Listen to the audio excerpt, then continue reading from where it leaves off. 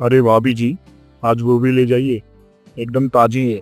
और देखिए, मिर्च तो बिल्कुल फ्री दूंगा, वो भी सिर्फ आपके लिए। अरे वाह सेठ जी, मिर्च फ्री में दे रहे हो तो ऐसा करो 1 किलो गोभी भी तौल ही दो। जैसे ही हरिया गोभी लेकर उसे तौलने के लिए जाता है, तभी सेठ धनीराम उसके कान में कुछ कहता है। अबे, फ्री की मिर्च दे दी, लेकिन वजन थोड़ा कम करके देना। 1 किलो में 800 ग्राम ही तोलना, समझा? ओह, समझ गया सेठ जी।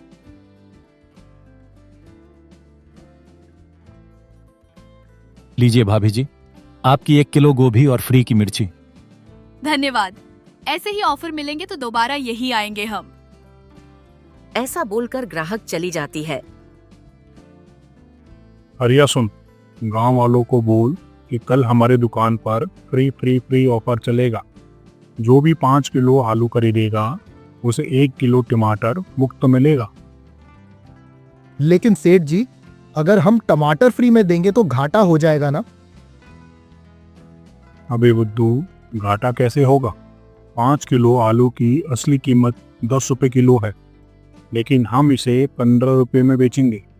यानी 5 किलो आलू पर वैसे भी 25 रुपए ज्यादा मिलेंगे, और जो टमाटर फ्री देंगे उसकी असली कीमत 5 रुपए किलो ही है। असल में हमें फायदा होगा, फायदा। अरे वाह सेठ जी, क्या दिमाग है आपका। चालाकी में आपसे कोई नहीं जीत सकता। ये है हमारे सेठ धनीराम। जितनी बड़ी और फैली हुई इनकी तोंद है, उतने ही ये मक्कार और लालची व्यापारी हैं।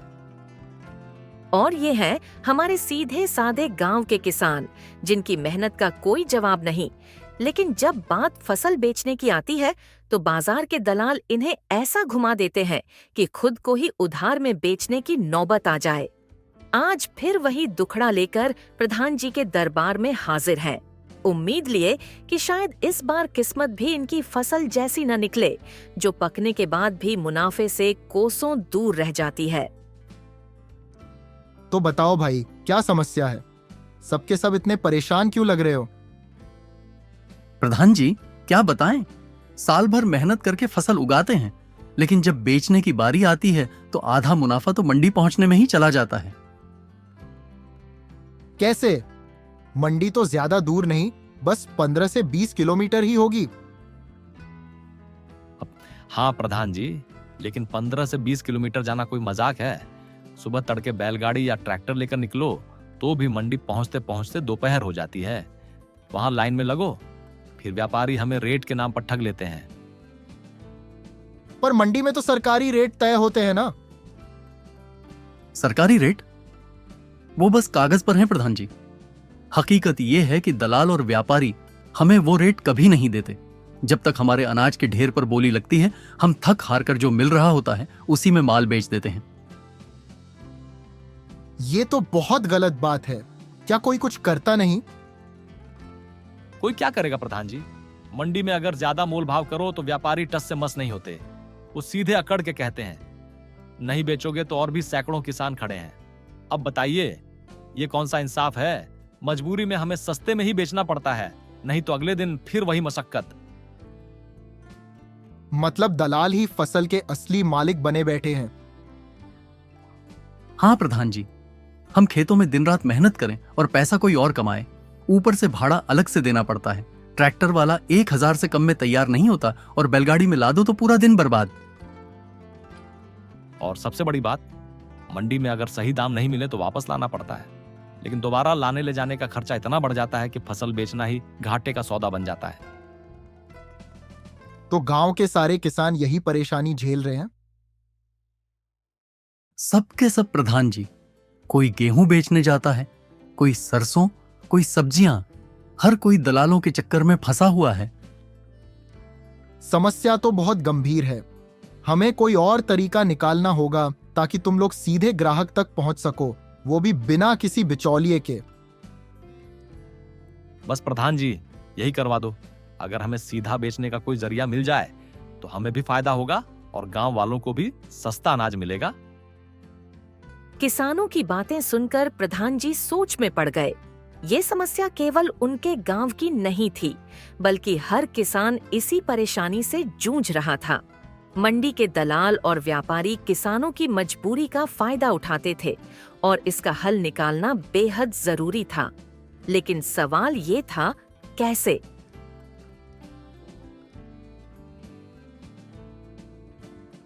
गांव के किसान अपनी समस्या पर चर्चा कर ही रहे थे कि तभी वहां सेठ धनीराम आ पहुंचा। अरे प्रधान जी, राम राम। और भाई लोगों, कैसे हो?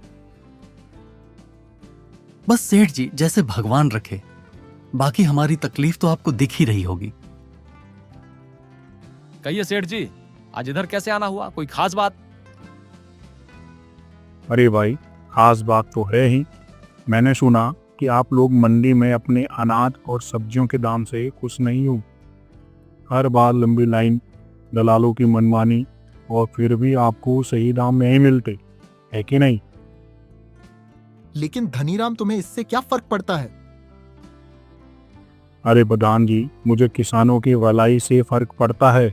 देखिए, मैं आप लोगों का सारा अनाज और सब्जी सीधा खरीद सकता हूँ।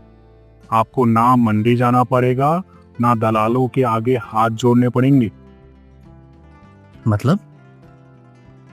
मतलब ये कि आप मुझे ही अपना माल बेच दो।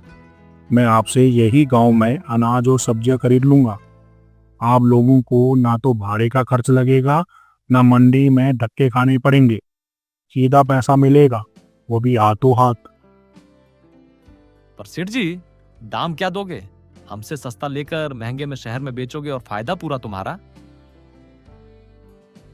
अरे नहीं भाई, मैं आपको मंडी से भी अच्छे दाम दूंगा। सीधा सौदा, कोई झंझट नहीं। लेकिन सेठ, इसमें तेरा क्या फायदा? कोई भी आदमी यूं ही किसी की भलाई के लिए धंधा नहीं करता। देखिए प्रधान जी, मुझे भी फायदा होगा और आप लोगों को भी। आप लोगों को मंडी के झंझट से छुटकारा मिलेगा और मेरा काम भी आसान हो जाएगा। आखिर हम व्यापारियों को भी बढ़िया माल चाहिए ना। अगर सच में ऐसा हो तो किसानों की मुश्किलें कम हो सकती है। पर सेठ की बातों पर इतना जल्दी भरोसा नहीं करना चाहिए। कहीं ये भी हमें किसी और जाल में ना फंसा दे। अरे भाई, मैं कोई ठग थोड़ी हूँ। अगर भरोसा नहीं है तो आज ही सौदा कर लो, मैं फौरन नकद भुगतान कर दूंगा। गांव वालों ने मिलकर सेठ धनीराम के साथ सौदा पक्का कर दिया। कुछ समय तक सब ठीक चल रहा था। किसान खुश थे क्योंकि उन्हें बिना किसी झंझट के अपनी फसल बेचने का मौका मिल रहा था। सेठ धनीराम समय पर बढ़िया दाम चुका रहा था और किसानों को लग रहा था कि अब उनकी मुश्किलें खत्म हो गई हैं। लेकिन धीरे धीरे सेठ धनीराम ने अपना असली रंग दिखाना शुरू कर दिया। देखो भाई, इस बार शहर में भाव थोड़ा गिरा हुआ है। मुझे भी नुकसान हो रहा है, तो दाम थोड़ा कम करना पड़ेगा। अरे सेठ जी, ये क्या बात हुई? जब हम मंडी जाते थे तब भी ऐसे ही सुनते थे। सेठ, तुमने कहा था कि हमें मंडी से अच्छे दाम दोगे। अब ये क्या नया खेल है? भाई लोगों, व्यापार में उतार चढ़ाव तो होते रहते हैं। मुझे भी तो शहर में माल बेचना होता है ना। देखो, या तो मेरे दाम पर बेचो या फिर वापस मंडी जाओ, मगर वहां के हाल तो तुम जानते ही हो। सेठ, हमें कम दाम मंजूर नहीं, हम पहले ही घाटे में हैं। अरे भाई, समझने की कोशिश करो। अगर तुमने मुझे नहीं बेचा तो माल सड़ जाएगा, फिर ना तो तुम्हें पैसा मिलेगा और ना ही ग्राहक।